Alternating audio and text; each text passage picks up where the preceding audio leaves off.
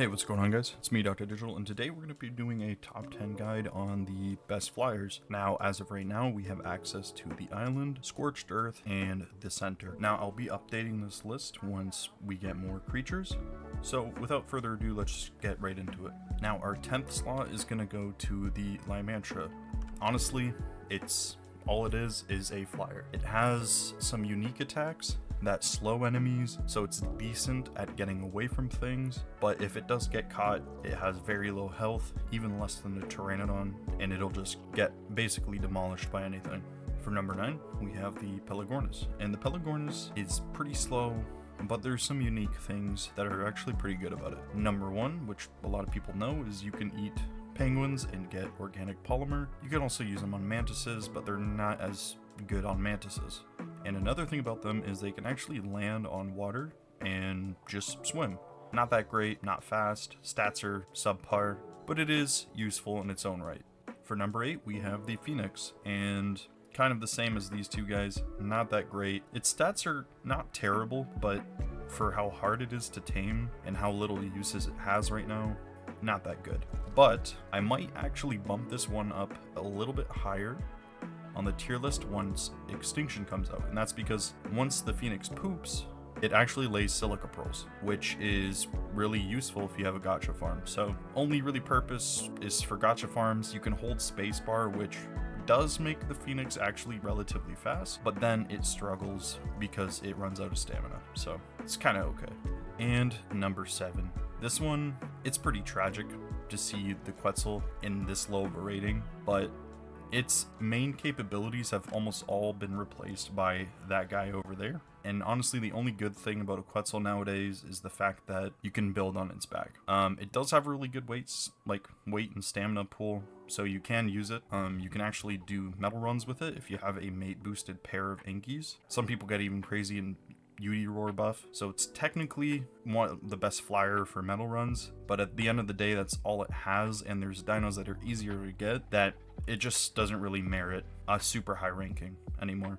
Next up, we have the Pteranodon, your classic first tame, first flyer anyways. We have it at the number 6 slot, just because there's so many good flyers nowadays that the Pteranodon is kind of fallen behind. It's relatively fast, but it isn't the fastest, even with only 3 maps out. So Pteranodon's not the fastest, doesn't have good weight or good stamina, but it is pretty nimble. You know, you got your C-spin, you're small so you can fit through little spaces, so the Pteranodon definitely still has its place. Alright, and for number 5, we actually have the Tapejara. Now, some people rate the Pteranodon over the Tapejara, and I honestly see no reason to rate them like that, because the Tapejara has a tech saddle, and for PvP, tech saddles are really good, and this is because you can shoot at bases with them. That's all it is, really.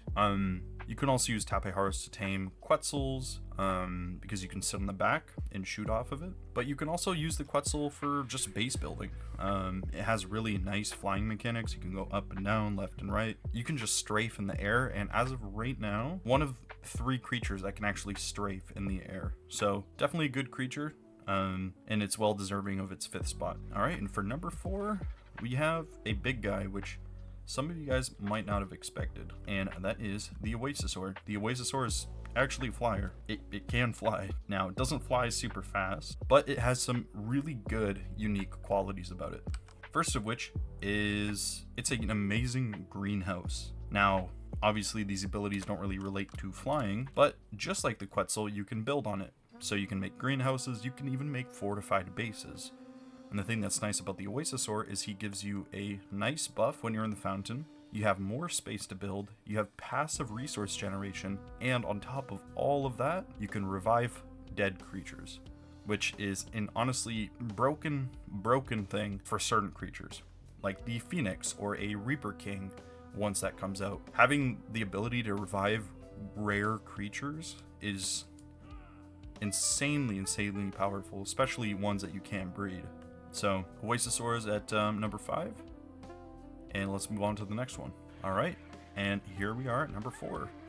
Now, it's kind of crazy seeing number 3. It's kind of crazy seeing the RG at number 3, but there are better creatures. The RG is a really good early game mount, or I'd say early to mid game. It has good health, good damage, good stamina, and good weight. So it basically has everything you want in a creature, which is amazing. Not only that, but it has weight reduction on certain resources. So if you were to bring an Argeo on a crystal run, for example, it'd be even better than a Quetzal, which is ridiculous considering how easy it is to actually tame an RG. Not only that, but its saddle works as a smithy and it can carry basically every good dino when it comes to harvesting.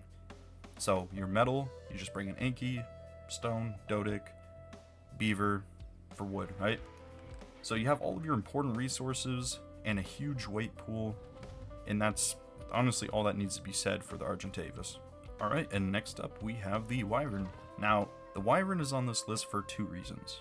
First of all, it is the fastest flyer, and it outputs immense damage. A Lightning Wyvern can be used to kill a Titanosaur in like 5 minutes with one that's kind of subpar. So having a Wyvern around is insanely useful. You can also use it to gather thatch, cactus sap, meat, hide, basically everything you need. And it's honestly just a really good creature. Preferably you'd want the Lightning Wyvern variant. You can use the other two, but the Lightning Wyvern is by far the best.